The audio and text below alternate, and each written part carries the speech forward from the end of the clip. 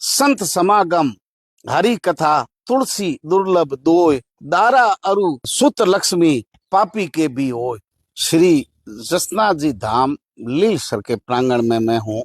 यहाँ के संत श्री श्री 1008 महंत मोटनाथ जी है और आज पूरी चर्चा करते हैं मठ के बारे में। साथ ही यहाँ का जो पर्यावरण है शाम के समय देखते ही प्राकृतिक मनमोहक दृश्य लगता है। तो सबसे पहले चरणों में नमन करूं बाप जी। गुरु महाराज जसनाथ जी के चरणों में कोटि कोटि वंदन।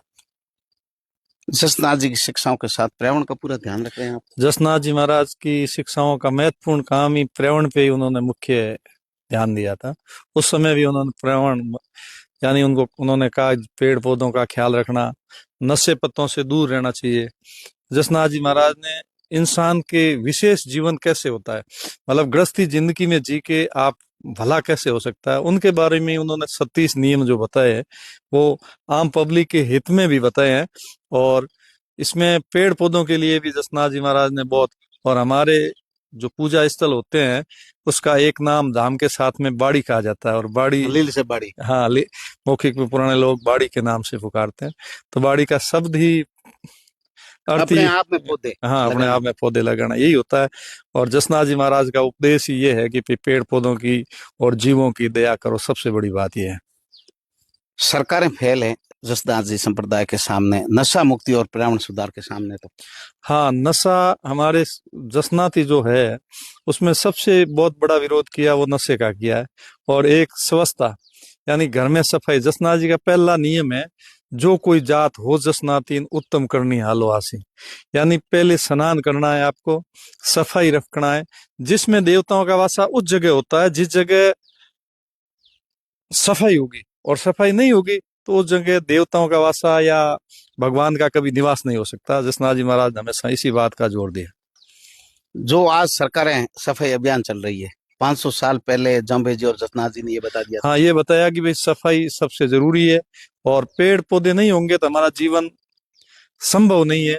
और संत थे, उन्होंने तो आगम ये बातें बताई कि पेड़ पौधे जैसे मुरुस्थल एरिया, इसमें जाड़ का जसनाथ जी ने बहुत बड़ा महत्व दिया कि भाई जाड़ हमारे यहाँ सबसे ज्यादा इसी गर्मियों की प्रकृति में हम थोड़ी सुंदरता के लिए पौधे और भी सुनते हैं, पर हमारे जो यहाँ के लोकल पौधे होते हैं, खेजड़ी है, जाड़ है, ये पर्यावरण के लिए सबसे बहुत ज्यादा महत्वपूर्ण है। फिर भी हम छोटी जगह होती है तो उसमें उनका सबसे पहले ख्याल रखना चाहिए। अपने खेत में जाड़ के बड़े वृक्ष है, खेजड़ी है, उसे नहीं काटना चाहिए।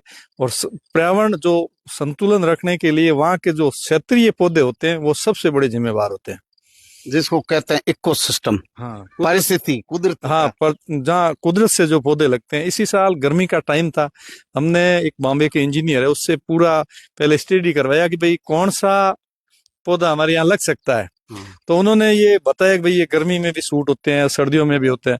पर इस साल जो गर्मी पड़ी वो इतनी ज्यादा थी, इन पौधों के लिए एक बार पूरे नुकसान होने के कारगर पे थे, पर धीमे धीमे वापस सेट हुए क्योंकि बहुत ज्यादा गर्मी रही इस साल।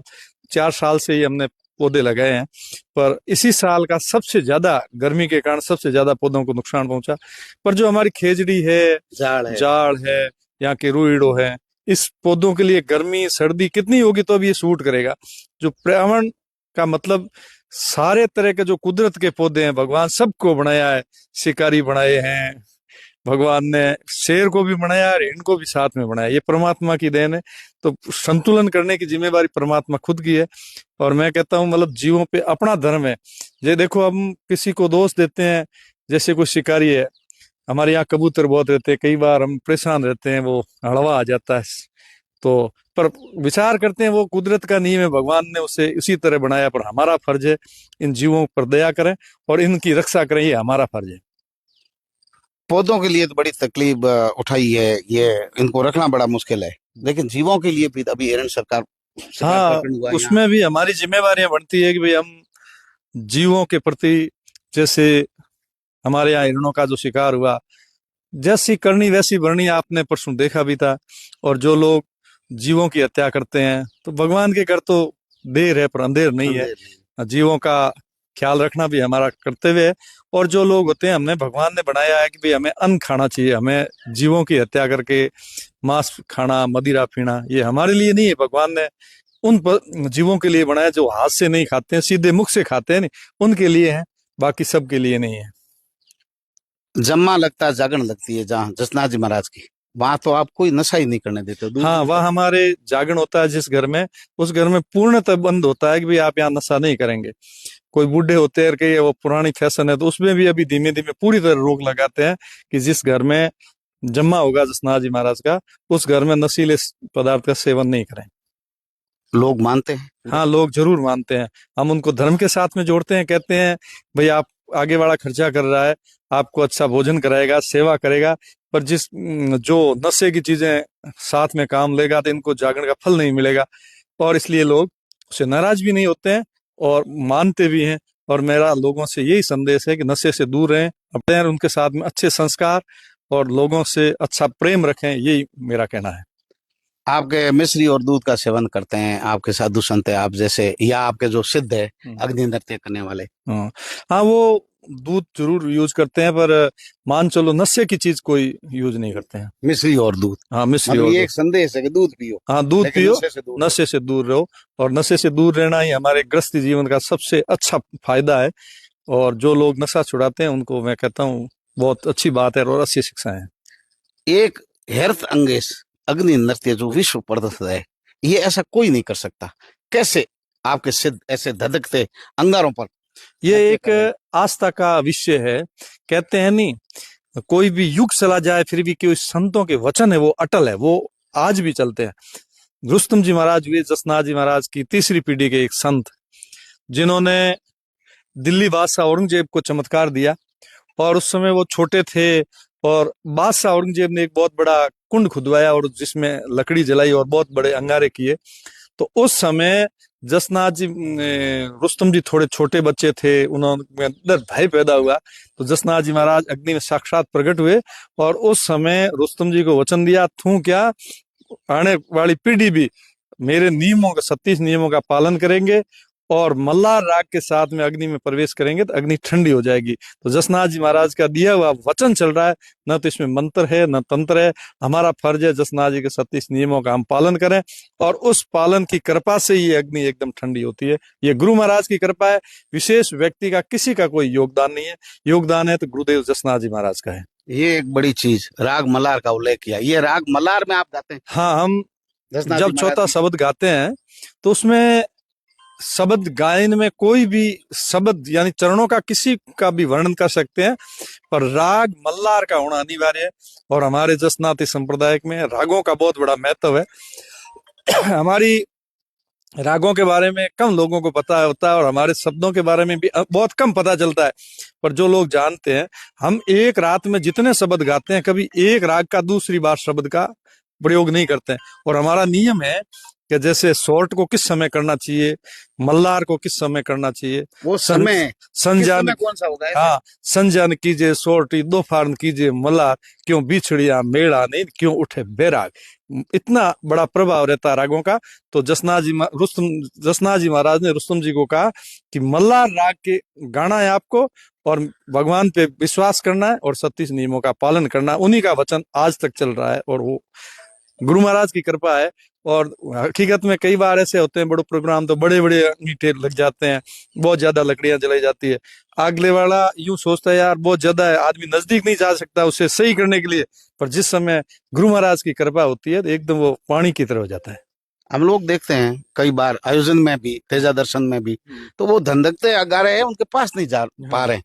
और आपके जो सिद्ध है वो अग्नि नृत्य कर रहे हैं, मुंह में अंगारे डाल रहे हैं। हाँ, ये तो गुरु महाराज की कृपा है, वो समय समय की बात है और गुरु महाराज की कृपा से ही होता है सब। आज के जमाने में भी ये तप है, हाँ, कल युग के अंदर तप चल रहा है। हाँ, कलयुग के अंदर गुरु जसनाथ जी महाराज का वचन है वो अटल है और वो सत्य है। अब क्या शिक्षा है भक्तों के लिए, संदेश एक भक्तों के लिए सबसे बड़ी संदेश ये है कि आप नशे से दूर रहें और आपके बच्चों के अच्छे संस्कार दें, ताकि आपके बच्चे भविष्य में हमारे सनातन संस्कृति को लेके हमारी जो नींव है वो सदा चलती रही है। मेरा यही कहना है। जाम्बे जी और जसनाथ जी की शिक्षाएं लगभग समान ही है। लगभग समान है, थोड़ा कुछ तो अंतर है पर ज्यादा अंतर नहीं है, लगभग समान है। और दोनों संतों ने एक ही समय में और गुरु गोरखनाथ जी महाराज के शिष्य बनकर दोनों ने लोगों को 36 नियमों का जसनाथ जी महाराज ने संदेश दिया और 29 नियमों का जाम्बोजी महाराज ने दिया। एक आपका भाषण मेरे पास पहुंचा था, गुरु भाई थे दोनों ही और समान शिक्षाएं। हाँ, जाम्बो के जसनाथ ने मम गुरु गोरखनाथ, गुरु भाई जान के तो ही मिलाए हाथ। जाम्बो जी और जसनाथ जी, एक बार उनका मिलना हुआ। जाम्बो जी ने पूछा आपके गुरु कौन है? जसनाथ जी महाराज कहते हैं मेरे गुरु गोरखनाथ जी महाराज। तो उन्होंने कहा कि भाई बहुत बड़ी खुशी हुई कि हम दोनों गुरु भाई हैं। और शिक्षाएं भी लगभग एक जैसी, लगभग समानता समकालीन है। दोनों ही संत। हाँ, मतलब मध्य लोक देवता जो राजस्थान के लोक देवता हुए वो समकालीन समय में, और उनकी शिक्षाओं में देखो 4 लोक देवता हुए, कई लोक देवताओं का क्षत्रिय के तरह हुए, पर जसनाथ जी और जाम्बो जी वो एक संत की तरह हुए और उन्होंने लोगों को एक अच्छा संदेश दिया और लोगों को एक अच्छी जीवन जीने की कला सिखाई और जीवों पे दया करना, नशे पत्ते से दूर रहना और घर में स्वच्छता रखना, साफ सफाई रखना, ये इनका दोनों का मूल उद्देश्य था और यही उनका लक्ष्य था। ज्यादातर आपके संत जो है परिवार से ही थे, घरबारी है, मतलब रसदास जी संप्रदाय को मानने वाले। कम पीठ है जहाँ भाई बाल ब्रह्मचारी संत है। हमारी परंपरा में जसनाथ जी को मानने वाले 3 तरह के लोग होते हैं। एक तो होते हैं जसनाती सेवक, जो जसनाथ जी का नियम पालते हैं, गले में एक ऊन का धागा रखते हैं और उसे कहते हैं जसनाती। और दूसरे होते हैं सिद्ध, जो गृहस्थी होते हैं, जमा देते हैं, सिर पे भंगवी पाग रखते हैं, उनके बहुत अपना धंधा भी करते हैं, पर वो उन परिवारों से आते हैं, उनको सिद्ध कहते हैं। और तीसरे हम हैं, जो परमहंस संतों की मंडली है जसनाती संप्रदाय में, वो एक संतों की मंडली बहुत कम है, बाकी वालों की ज्यादा है।